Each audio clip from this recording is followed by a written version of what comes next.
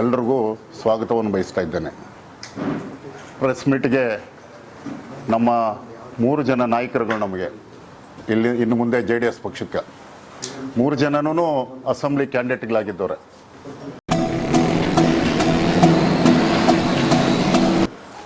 ನಮ್ಮ ನಾಯಕರು ಹೋದ ಸಾರಿ ಅಸೆಂಬ್ಲಿ ಕ್ಯಾಂಡಿಡೇಟ್ ಆಗಿದ್ದಂಥ ರಾಮೇಗೌಡರು ಆಗಮಿಸಿದ್ದಾರೆ. ನಮ್ಮ ಮುಖಂಡರು, ಅವರಿಗೆ ನಾನು ಸ್ವಾಗತವನ್ನು ಬಯಸ್ತಾ ಇದ್ದೇನೆ.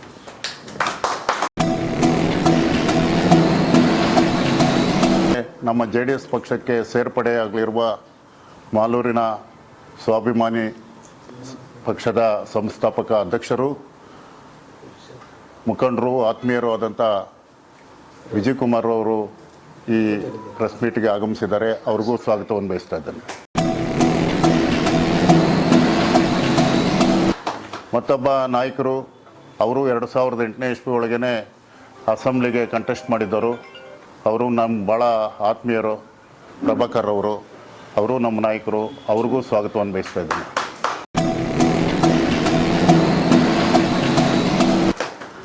ಈ ಒಂದು ಪ್ರೆಸ್ ಮೀಟ್ಗೆ ಎಲ್ಲ ನಮ್ಮ ಮುಖಂಡರುಗಳೆಲ್ಲರೂ ದೇವರಾಜಣ್ಣು ಎಲ್ರಿಗೂ ಇಲ್ಲಿ ದಯಮಾಡಿಸಿರತಕ್ಕಂಥ ಎಲ್ಲ ಮುಖಂಡರಿಗೂ, ಯುವ ಮುಖಂಡರುಗಳಿಗೂ, ಈ ಪತ್ರಿಕಾಗೋಷ್ಠಿಗೆ ಆಗಮಿಸಿರತಕ್ಕಂಥ ಎಲ್ರಿಗೂ ನಾನು ಸ್ವಾಗತವನ್ನು ಬಯಸ್ತಾ,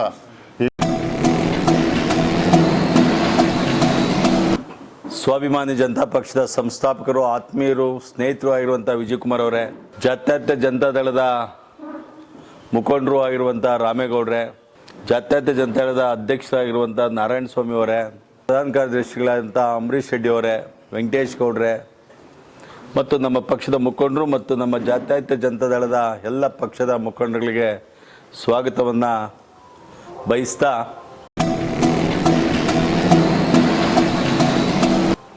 ಇದು ಪತ್ರಿಕಾಗೋಷ್ಠಿ. ಇವತ್ತು ಜಾತ್ಯತೀತ ಜನತಾದಳದ ಮುಖಂಡರು ಮತ್ತು ನಾವು ಸಹ ಜಂಟಿ ಪತ್ರಿಕಾಗೋಷ್ಠಿಯನ್ನು ಮಾಡ್ತಾಯಿದ್ದೀವಿ. ಆದರೆ ಚುನಾವಣೆಗಳ ಸಮಯದಲ್ಲಿ ನಮ್ಮ ಪಕ್ಷದ ಕಾರ್ಯಕರ್ತರು ಇವತ್ತು ಗ್ರಾಮ ಪಂಚಾಯತಿ, ತಾಲೂಕ್ ಪಂಚಾಯತಿ, ಜಿಲ್ಲಾ ಪಂಚಾಯತಿ ಚುನಾವಣೆಗಳಿಗೆ ನಿಂತಾಗ ಸೋಲಿಸಬೇಕು ಅನ್ನೋ ಒಂದೇ ಒಂದು ಉದ್ದೇಶದಿಂದ ಅದೇ ಹೆಸರಿನವ್ರನ್ನ ತರೋದು, ಅದೇ ಹೆಸರಿನವ್ರನ್ನ ಹಾಕೋದು. ಅವರು ನಮ್ಮ ಪಕ್ಷದ ನಮ್ಮ ಮುಖಂಡರು ಮತ್ತು ಕಾರ್ಯಕರ್ತರು ನಿಂತಿರ್ತಾರೆ, ಅವರು ಎಲ್ಲೋ 15, 18, 20ನೇ ಸಾಲಿನಲ್ಲಿ ಬರ್ತಾರೆ. ಅದರ ಅನುಭವನೂ ನಮಗಾಗಿದೆ. ಕಳೆದ ಬಾರಿ ನಾವು ಸ್ವತಂತ್ರ ಪಕ್ಷದಲ್ಲಿ, ಸ್ವಾಭಿಮಾನಿ ಜನತಾ ಪಕ್ಷದಲ್ಲಿ ಸನ್ಮಾನ್ಯ ಊಡಿ ವಿಜಯ್ ಕುಮಾರ್ ಅವರು ಸ್ಪರ್ಧೆ ಮಾಡಿದರು. ನಾವು 17ನೇವರಾಗಿ ಆ ಒಂದು ಕ್ರಮ ಸಂಖ್ಯೆಯಲ್ಲಿ 17ನೇವರಾಗಿದ್ವಿ.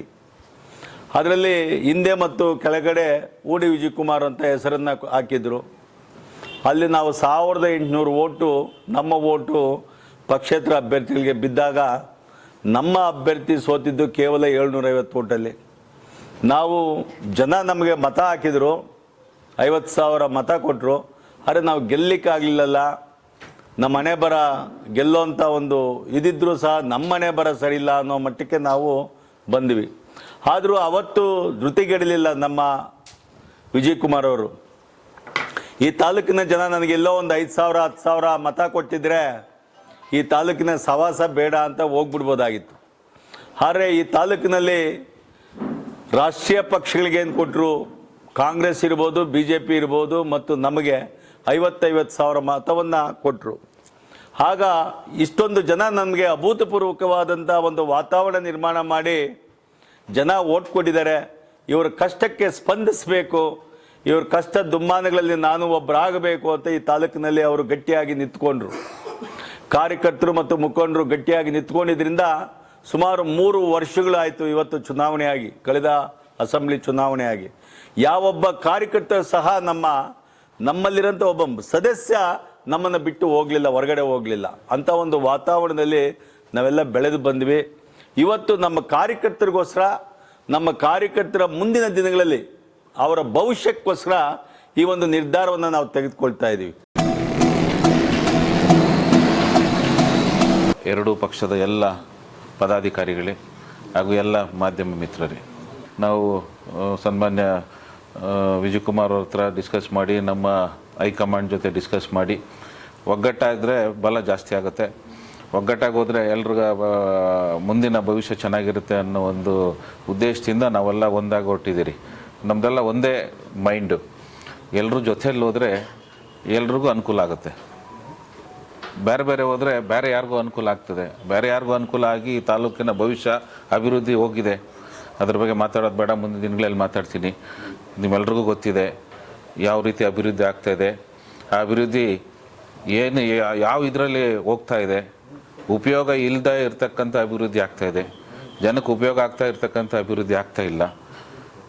ಅದರಿಂದ ಈ ತಾಲೂಕಿನಲ್ಲಿ ಭ್ರಷ್ಟಾಚಾರ, ಜನಗಳ ರೈತರಿಗೆ ಸ್ಪಂದಿಸ್ತಾ ಇಲ್ಲ, ಮತ್ತು ಎಲ್ಲರಿಗೂ ಸಮಸ್ಯೆ ಇದೆ, ಅಭಿವೃದ್ಧಿ ಇಲ್ಲ. ಹಾಗಾಗಿ ಮುಂದಿನ ದಿನಗಳಲ್ಲಿ ಅಭಿವೃದ್ಧಿಯನ್ನು ಮಾಡಬೇಕಾದ್ರೆ ರಾಜ್ಯದಲ್ಲಿ ಬದಲಾವಣೆ ಆಗಬೇಕು.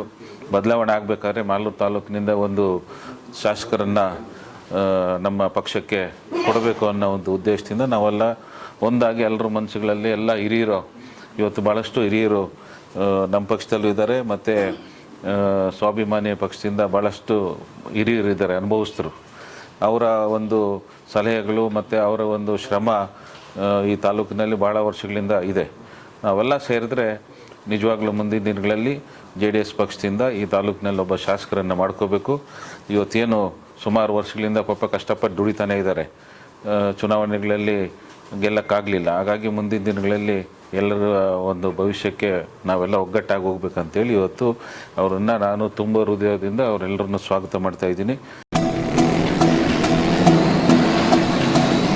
ಮತ್ತು 5ನೇ ತಾರೀಕು ಎಲ್ಲರ ಜೊತೆಯಲ್ಲಿ ಹೋಗಿ ನಮ್ಮ ಕುಮಾರಣ್ಣವರು, ಅಪ್ಪಾಜಿಯವರು, ನಿಖಿಲ್ ಅವರ ಸಮ್ಮುಖದಲ್ಲಿ ನಾವೆಲ್ಲ ಅವರನ್ನು ಪಕ್ಷಕ್ಕೆ ಬರಮಾಡಿಕೊಂಡು ನಾವೆಲ್ಲ ಜೊತೆಯಲ್ಲಿ ಹೋಗಿ ಪಕ್ಷವನ್ನು ಸಂಘಟನೆ ಮಾಡ್ತೀವಿ ಅಂತ ಹೇಳೋದಕ್ಕೆ ಇವತ್ತು ಇಚ್ಛೆ ಪಡ್ತಾ ಇದ್ದೀನಿ.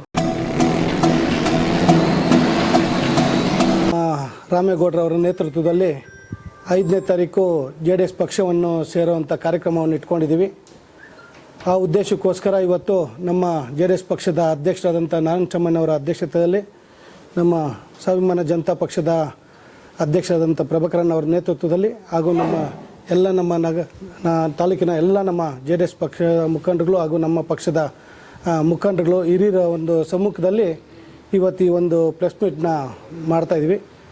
ಪ್ರತಿಯೊಬ್ಬರಿಗೂ ವಿಚಾರ ತಿಳಿಸ್ಬೇಕನ್ನೋ ಉದ್ದೇಶದಲ್ಲಿ ಇವತ್ತು 5ನೇ ತಾರೀಕು ಬೆಳಗ್ಗೆ ಈ ಒಂದು ಸೇರ್ಪಡೆ ಕಾರ್ಯಕ್ರಮವನ್ನು ಹಮ್ಮಿಕೊಂಡಿರೋದು. ಆ ಉದ್ದೇಶಕ್ಕೋಸ್ಕರ ಎಲ್ರಿಗೂ ವಿಚಾರ ತಿಳಿಸೋಣ ಅಂತೇಳಿ ಇವತ್ತು ಈ ಒಂದು ಸಭೆಯನ್ನು ಕರೆದು ಪ್ರೆಸ್ ಮೀಟ್ ಮಾಡ್ತಾಯಿದ್ವಿ. ಅದೇ ರೀತಿ ನಾವು ಕೂಡ ನಮ್ಮ ತಾಲೂಕಿನ ಜನರನ್ನ ಕೈ ಬಿಡಬಾರ್ದು. ನಮ್ಮ ಪಕ್ಷದ ಮುಖಂಡರುಗಳು ನಮ್ಮ ಪರವಾಗಿ ಎಲ್ಲರೂ ಪಕ್ಷವನ್ನು ಬಿಟ್ಟು ನಮ್ಮ ಜೊತೆ ನಿಂತ್ಕೊಂಡಿದ್ದಾರೆ. ಅವ್ರಿಗೂ ಕೂಡ ಎಲ್ಲಿ ಕೂಡ ಕೈ ಬಿಡಬಾರ್ದು ಅನ್ನೋ ಉದ್ದೇಶದಲ್ಲಿ ನಾವು ಸ್ವಾಭಿಮಾನ ಜನತಾ ಪಕ್ಷ ಅಂತೇಳಿ ಕಟ್ಕೊಂಡು ಕಾರ್ಯಕರ್ತರನ್ನ ನಾವು ತಾಲೂಕಲ್ಲಿ ಸಂಘಟನೆ ಮಾಡ್ಕೊಂಡು ಬರ್ತಾಯಿದ್ರಿ. ನಮ್ಮ ಕಾರ್ಯಕರ್ತರ ಭವಿಷ್ಯ ಮುಖ್ಯ ಅಂಥೇಳಿ ಎಲ್ಲರೂ ತೀರ್ಮಾನದಂತೆ, ನಮ್ಮ ಪಕ್ಷದ ಮುಖಂಡರುಗಳು ಹಿರಿಯರು ಎಲ್ಲರ ತೀರ್ಮಾನದಂತೆ JDS ಪಕ್ಷಕ್ಕೆ ಹೋಗೋಣ ಅಂತೇಳಿ ಎಲ್ಲ ತೀರ್ಮಾನ ಮಾಡಿದರು. ಅದೇ ರೀತಿ ರಾಮೇಗೌಡರು ಕೂಡ ಹಲವಾರು ಬಾರಿ ನಮ್ಮ ಪಕ್ಷಕ್ಕೆ ಬನ್ನಿ ಸಂಘಟನೆ ಮಾಡೋಣ ಅಂತೆಲ್ಲ ಕೇಳಿದ್ರು. ಜೊತೆಯಲ್ಲಿ ಕುಮಾರಣ್ಣವರು ಕೂಡ ರಾಜ್ಯಾಧ್ಯಕ್ಷರಾದಂಥ ಕುಮಾರಣ್ಣವರು ಮತ್ತು ರಾಜ್ಯ ಯುವ ಘಟಕದ ಅಧ್ಯಕ್ಷರಾದಂಥ ನಿಖಿಲ್ ಕುಮಾರಣ್ಣವರು ಅವರು ಸಹ ಹಲವಾರು ಬಾರಿ ಮಾತಾಡಿ ನಮ್ಮ ಏನು MP ಚುನಾವಣೆಯಲ್ಲಿ ಮೈತ್ರಿ ಪಕ್ಷದಲ್ಲಿರುವಂಥ MP ಚುನಾವಣೆಯಲ್ಲಿ ನಾವು ಕೂಡ ನಮಗೆಲ್ಲ NDA ಅಭ್ಯರ್ಥಿಯಾಗಿ ನಮ್ಮನ್ನು ಕೂಡ ನಿಮ್ಮ ಬೆಂಬಲವನ್ನು ಬೇಕು ಅಂತೆಲ್ಲ ಕೇಳಿದರು. ಆ ಸಮಯದಲ್ಲಿ ಕೂಡ ನಾವು ನರೇಂದ್ರ ಮೋದಿ ಅವರ ಒಂದು ಚುನಾವಣಾ ನಾಯಕತ್ವದಲ್ಲಿ ನಡಿಬೇಕು ಅನ್ನೋ ಉದ್ದೇಶದಲ್ಲಿ ನಾವು ಕೂಡ MP ಅವರಿಗೆ, ಮಲ್ಲೇಶ್ ಬಾಬು ಅವರಿಗೆ ಚುನಾವಣೆಗೆ ನಾವು ಕೂಡ ಬೆಂಬಲ ಕೊಟ್ಟು ನಮ್ಮೆಲ್ಲ ಸ್ವಾಭಿಮಾನ ಜನತಾ ಪಕ್ಷದ ಕಾರ್ಯಕರ್ತರು ಎಲ್ಲರೂ ಕೂಡ ಒಟ್ಟಾಗಿ JDS ಕಾರ್ಯಕರ್ತರು ಮುಖಂಡರುಗಳೆಲ್ಲ ಕೆಲಸವನ್ನು ಮಾಡೋಂಥದ್ದಾಗಿತ್ತು. ಅವತ್ತಿಂದನೂ ನೀವು ನಮ್ಮ ಜೊತೆಗೆ ಬನ್ನಿ ಅಂಥೇಳಿ ಒಂದು ಮಾತುಕತೆ ನಡೀತಾ ಇತ್ತು. ಅದೇ ರೀತಿ ಈಗ ನಮ್ಮ ಮುಖಂಡರುಗಳು, ಪಕ್ಷದ ಮುಖಂಡರುಗಳು, ಕಾರ್ಯಕರ್ತರೆಲ್ಲ ಚರ್ಚೆ ಮಾಡಿ ಈಗಾಗಲೇ ಎಲ್ಲರೂ ಒಪ್ಪಿಗೆ ಕೊಟ್ಟಿದ್ದಾರೆ. ಆ ಒಪ್ಪಿಗೆ ಮೇರೆಗೆ ಇವತ್ತು 5ನೇ ತಾರೀಕು ಸೇರ್ಪಡೆ ಕಾರ್ಯಕ್ರಮವನ್ನು ನಮ್ಮ ರಾಮೇಗೌಡರು ಅವರ ನೇತೃತ್ವದಲ್ಲಿ ಈ ಒಂದು ಸೇರ್ಪಡೆ ಕಾರ್ಯಕ್ರಮವನ್ನು ಇಟ್ಕೊಂಡಿದ್ವಿ. ಬೆಳಗ್ಗೆ 8 ಗಂಟೆಗೆ ಇಲ್ಲಿ ವೈಟ್ ಗಾರ್ಡನಲ್ಲಿ ಎಲ್ಲರೂ ಸೇರತಕ್ಕದ್ದು ಕಾರ್ಯಕರ್ತರು, ಮುಖಂಡರುಗಳು ಎಲ್ಲ ಪ್ರತಿಯೊಬ್ಬರು ನಮಗೆಲ್ಲ ಯಾರೆಲ್ಲ ಚುನಾವಣೆಯಲ್ಲಿ ಸಹಕಾರ ಕೊಟ್ಟಿದ್ದರು ಅಂಥವರು ಪ್ರತಿಯೊಬ್ಬರು ಕಾರ್ಯಕರ್ತರು, ಮುಖಂಡರು ಮತ್ತು ಅಭಿಮಾನಿಗಳೆಲ್ಲರೂ ಕೂಡ 8 ಗಂಟೆಗೆ ಇಲ್ಲಿಂದ ಪ್ರಾರಂಭ ಆಗಿ ರಾಜ್ಯದಲ್ಲಿರುವಂಥ JDS ಪಕ್ಷದ ಕಚೇರಿಗೆ 10 ಗಂಟೆಗೆ ಈ ಒಂದು ಸೇರ್ಪಡೆ ಕಾರ್ಯಕ್ರಮವನ್ನು ಹಮ್ಮಿಕೊಂಡಿದ್ವಿ. ಹಾಗಾಗಿ ತಾಲೂಕಿನಲ್ಲಿರುವಂಥ ಎಲ್ಲ ನಮ್ಮ ಪಕ್ಷದ ಕಾರ್ಯಕರ್ತರು, ಮುಖಂಡರು, ಅಭಿಮಾನಿಗಳು, ಅತಿ ಹೆಚ್ಚಾಗಿ JDS ಪಕ್ಷ ಕಟ್ಟಿರೋಂಥ ಎಲ್ಲ ಕಾರ್ಯಕರ್ತರು, ಮುಖಂಡರುಗಳು ಕೂಡ ಈ ಒಂದು ಸೇರ್ಪಡೆ ಕಾರ್ಯಕ್ರಮ ದಿವಸ ಬರಬೇಕು, ತಮ್ಮೆಲ್ಲರ ಆಶೀರ್ವಾದ ಬೇಕು. ಹಾಗಾಗಿ ಎಲ್ಲರೂ ಬರಬೇಕಂತ ನಾನು ಈ ಮುಖಾಂತರ ಹೇಳಕ್ಕೆ ಬಯಸ್ತೀನಿ. ವೀಕ್ಷಕರೇ, ಇಂತಹ ವಿಡಿಯೋಗಳು ನೋಡಬೇಕಾದ್ರೆ ಐಡಿಯಾ ನ್ಯೂಸ್ ಅನ್ನು ಸಬ್ಸ್ಕ್ರೈಬ್ ಮಾಡಿ, ಶೇರ್ ಮಾಡಿ, ಲೈಕ್ ಮಾಡಿ. ನಮಸ್ತೆ ಎಲ್ಲ ನನ್ನ ಪ್ರೀತಿಯ ಕನ್ನಡಾಭಿಮಾನಿಗಳಿಗೆ, ಕಲಾಭಿಮಾನಿಗಳಿಗೆ ನಿಮ್ಮ ಪ್ರೀತಿಯ ಶಿವಾರ ಉಮೇಶ್ ಮಾಡೋ ನಮಸ್ಕಾರಗಳು. ಕೋಲಾರದ ಸಮಸ್ತ ಬಂಧುಗಳು, ಕರ್ನಾಟಕದ ಎಲ್ಲ ಕಲಾಭಿಮಾನಿಗಳು, ಕನ್ನಡಾಭಿಮಾನಿಗಳು ಈ ಐಡಿಯಾ ನ್ಯೂಸ್ ಚಾನಲ್ನ ಸಬ್ಸ್ಕ್ರೈಬ್ ಮಾಡ್ಕೊಳ್ಳಿ, ಬೆಂಬಲಿಸಿ, ಆಶೀರ್ವದಿಸಿ, ಆನಂದಿಸಿ, ವಿವೇಚಿಸಿ, ವಿಚಾರಿಸಿ. ಐಡಿಯಾ ನ್ಯೂಸ್ ಚಾನಲ್ಗೆ ತಾವೆಲ್ಲರೂ ಕೂಡ ಚಂದರ್ರಾಜ್. ಧನ್ಯವಾದಗಳು.